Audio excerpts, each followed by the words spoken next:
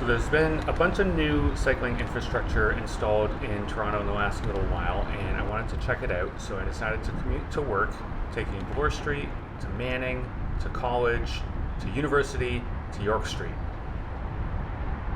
It was a lovely day, as you can see, but there's a few other things that I want you to try to pay attention to while we watch this. The first one is traffic. What are the traffic volumes like? Some of these bike lanes have been controversial. People have complained that it is causing congestion. Now, I started this bike ride at about 7:30 in the morning, so it's a little earlier than rush hour. Keep that in mind. But as you can see, traffic is not affected right now. Traffic is free flowing. There are no issues. We're starting right near High Park, which has been a magnet for anti-cyclist rhetoric lately because of the changes that have been made in the park. We're also at the eastern end of Bloor West Village, which has seen a bunch of, I wouldn't even say protests, just complaints about adding bike lanes, even though parking spaces have been maintained. The first part of this ride is very familiar to me. Anytime I need to go downtown for an appointment or shopping or anything else, I'll start off in this direction because the Bloor Street bike lanes are a game changer. When I first lived in Toronto, I lived around Kensington Market, and I worked pretty close to where I live now in Bloor West Village.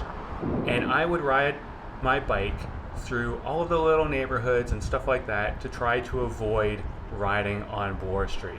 Now that I can just go directly along Bloor Street to get downtown, I do it all the time. It's faster, it's safer, there aren't stop signs every block. I can ride straight through and just stop at the stoplights. It is so much better. Anybody who is just coming to the city now and starting to ride their bikes in the city has no idea what it was like 20 years ago.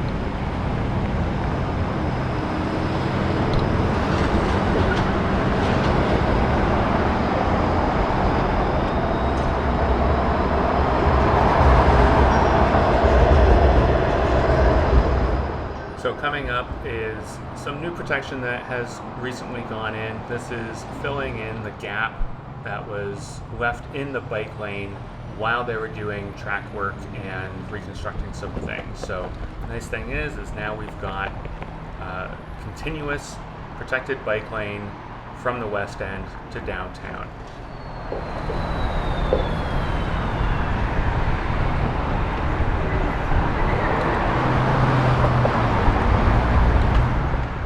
Before these bike lanes went in, cyclists would often use the sidewalk, which obviously is an issue for pedestrians. But people just didn't feel safe going under this tunnel sharing a lane with drivers. Now with the bike lane, we just carry on the bike lane, on the road, stay off of the sidewalk.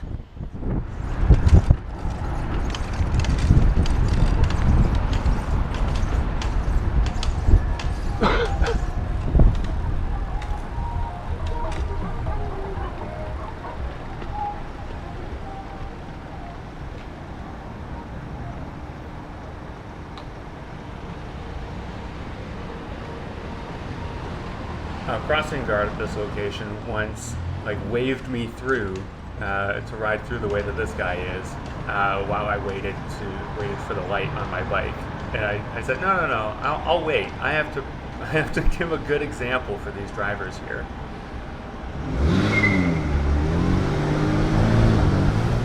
And as you can hear, some of these drivers still need a good example to show them how to operate their vehicles safely in a city.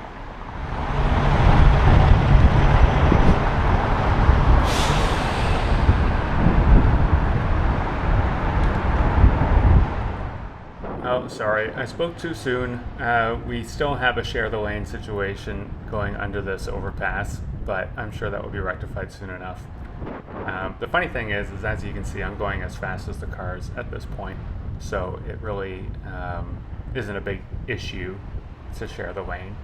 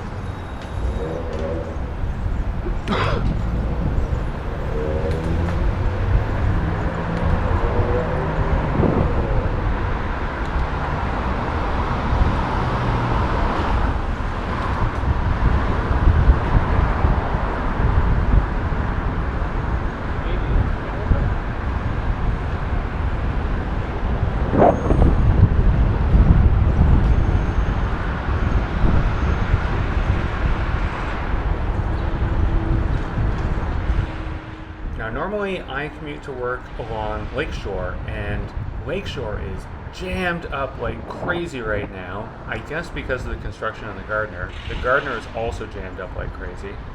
I wonder if any of them know that Bloor Street is like easy going. There is basically no traffic here this morning, right?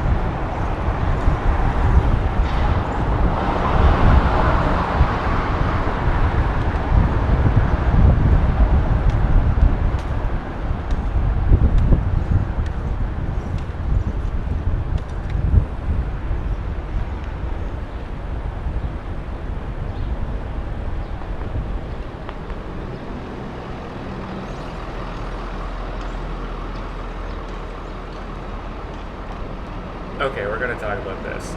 So here we are at a three-way intersection, red light, and three different cyclists decided that they're just going to roll through that red light. And I'm sure that there are drivers who could be watching this and saying, look at them, they're breaking the law, how dare they don't deserve any rights, etc., etc., etc. Good guy truck driver waited for me to go by before making his turn. Really appreciated that. So yeah, you will see cyclists go through red lights like that. It's against the law. They shouldn't do it.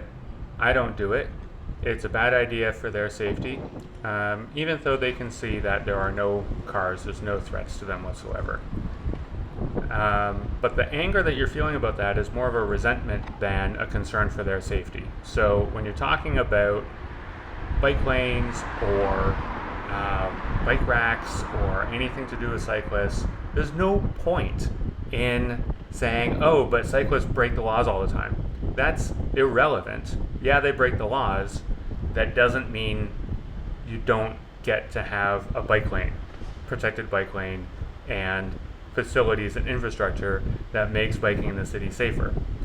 Drivers break the law constantly. Listen to a traffic report, you'll hear about it. It happens all the time. So don't try to make it sound like breaking the law or running red lights as a cyclist means that you don't get to ride a bike or get to do it safely. It's ridiculous. And I'm just going to point out that during that whole little rant, we saw more cyclists heading eastbound on Bloor Street than drivers. So anybody who was complaining that, oh, there's not even anybody using these bike lanes, It's completely false. They don't know what they're talking about. They don't sit there and watch, and they don't ride a bike along there, so they don't know.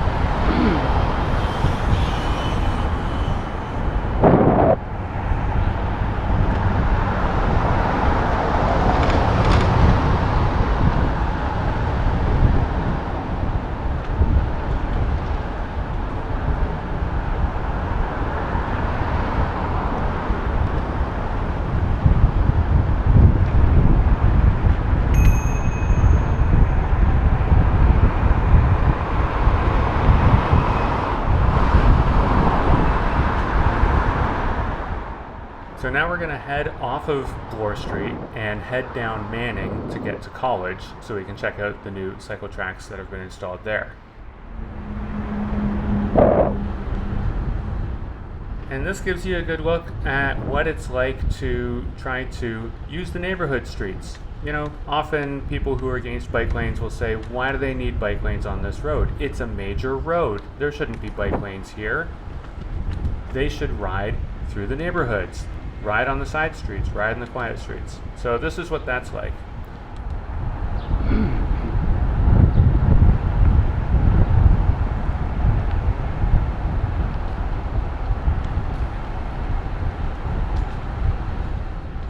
Some of the key differences are, you might notice that now I'm riding on the left-hand side of all of these cars, whereas before I was in a bike lane on the right-hand side of the cars, which means that I am potentially in the door zone. Anytime a driver gets out of their vehicle without looking and opens their door, it's a hazard to cyclists who are going by maybe too close. At the same time, the streets are more narrow, so I don't want to be too far over to the left for when a car is coming. And here we are waiting for the light at Harvard, which has had bike lanes for quite a long time compared to other streets in Toronto. And as you can see, once again, traffic flows pretty smoothly along here.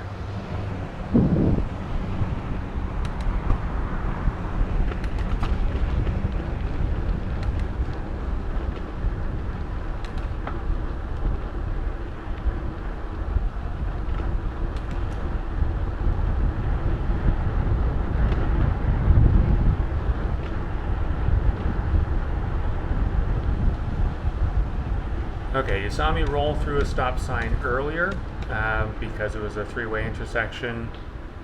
Here I go again. I treated it as a yield sign. That's a thing that is legal in some states in America. It's not legal in Canada. It's not legal in Ontario. But it's a way to keep going. As you can see, like, that was not reckless. That was not dangerous. And there's no reason to get mad when you see cyclists do that.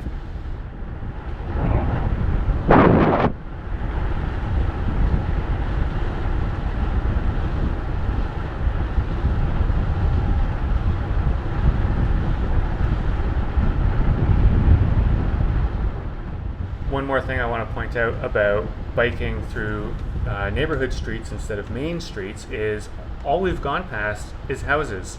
So my activity here is not contributing to the economy whatsoever. I'm not shopping, I'm not noticing stores that I want to go to or anything like that. Okay, so here we go. Now we're on the new cycle tracks on College Street, which warms my heart so much. I used to live in Little Italy. It was one of the first places that I lived in Toronto about 20 years ago. And I used to ride my bike all the time. I rode on College Street without these bike lanes because I was in my 20s and I was a brave little boy. And it was sometimes a little scary, mostly okay.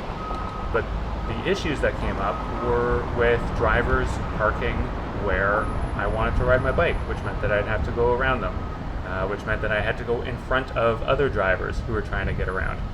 But you can see here we've got nice, wide, smooth cycle tracks, as well as 2 lanes of vehicle traffic, narrowing here for seating. But, traffic can flow, streetcars can go, cyclists have a safe spot. I'm a little concerned that people will end up pulling their vehicles up into this cycle track because it's so wide, but that will hopefully be isolated incidents. The thing is College Street has been a great street for biking for a really long time because, the streetcar is in mixed traffic with vehicles, which means that it goes kind of slow when traffic is heavy. So riding a bike has always been a better alternative. Now it's a safer alternative than it was before.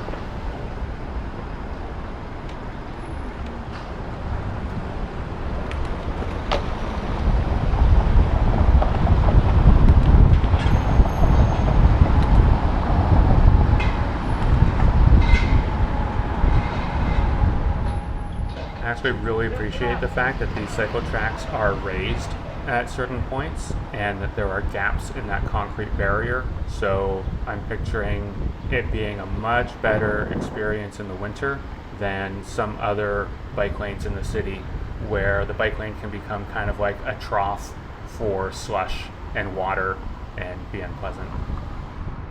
Now that was an interesting little thing, and I was trying to figure out why they would make it two-way here when there's already a bike lane on the other side of the street, but obviously it's to avoid crossing. So a pretty good, creative way to deal with bike traffic coming out of Kensington Market and wanting to head west and north.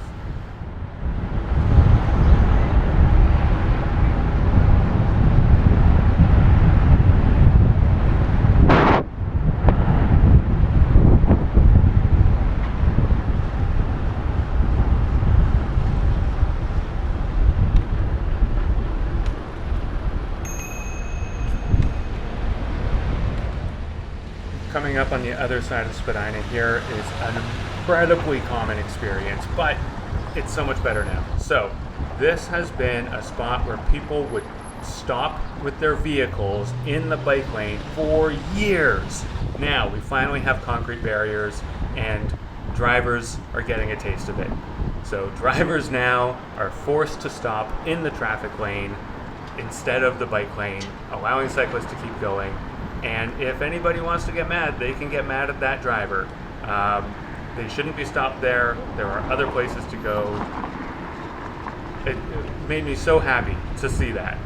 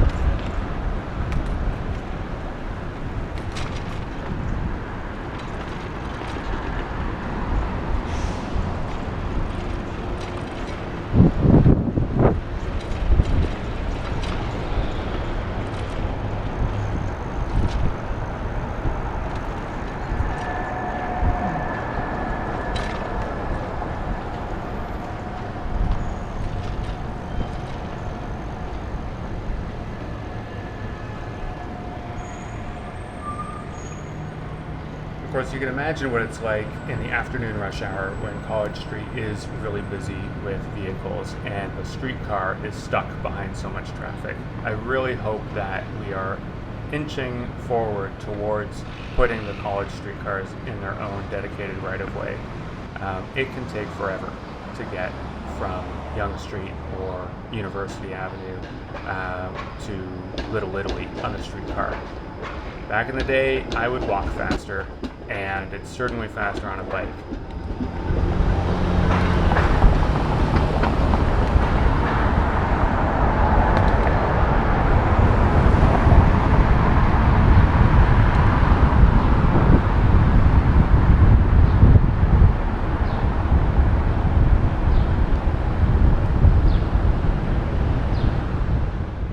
Now we're coming up to University Avenue, which has undergone a transformation. Really fantastic. So previously, University Avenue was 3 lanes in each direction, only for cars, and now they've added these big, wide bike lanes. Conservative politicians have tried to make a big deal out of this, and it basically went nowhere. So in the last City of Toronto mayoral election and by-election, there were candidates who vowed to tear out the bike lanes and make University Avenue better again. I don't know. As you can see, traffic is not affected by these bike lanes. Yes, it is like almost 8 a.m. at this point. But you know, hospitals are 24/7. People always need to get to the hospital. One of the talking points was that the bike lanes are going to prevent ambulances from getting to the hospital. They're preventing doctors from getting to the hospital and nurses from getting to the hospital. But those people can ride bikes, and the ambulances don't pull up to the front door or the curb. There's other spots that they go to. And as you can see, we've got 2 lanes of traffic heading southbound, parking lane, parking and drop-off lane, plus these planters, which help clean the air, help manage stormwater, and these nice wide bike lanes, which are actually wide enough to pass somebody in. It's quite nice. And so I would recommend that any of those politicians who are against these bike lanes, go for a bike ride. Check it out, because it is so much better than it was before.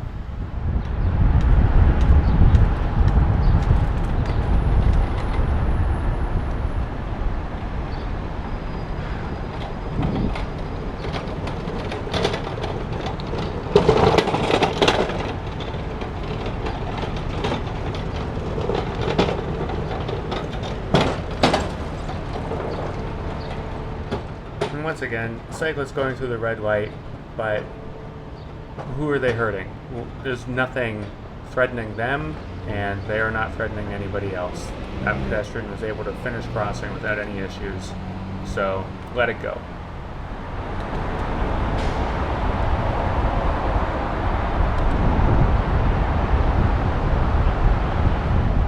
This gives you a sense of what it was like before the separated bike lanes were installed. But just imagine that there are people driving in the same lane that I'm riding my bike in. It was not nice.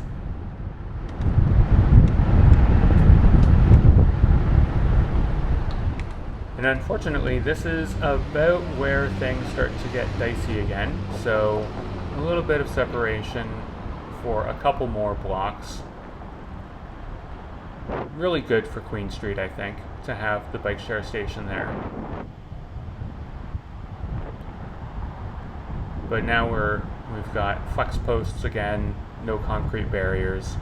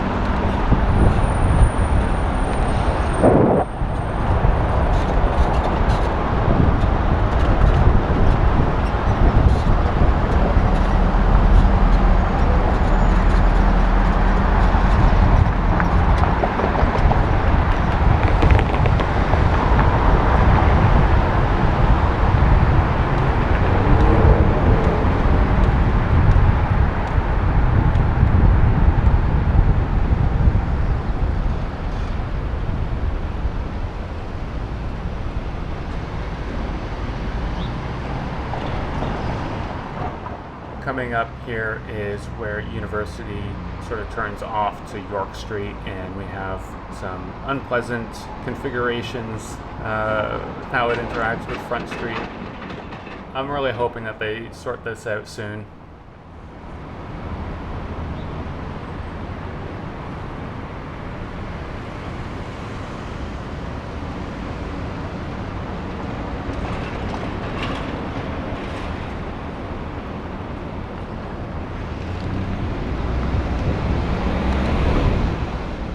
So this is where the bike lane ends for a short bit, and I've got to check over my shoulder, make sure that nobody is trying to turn right where that van is.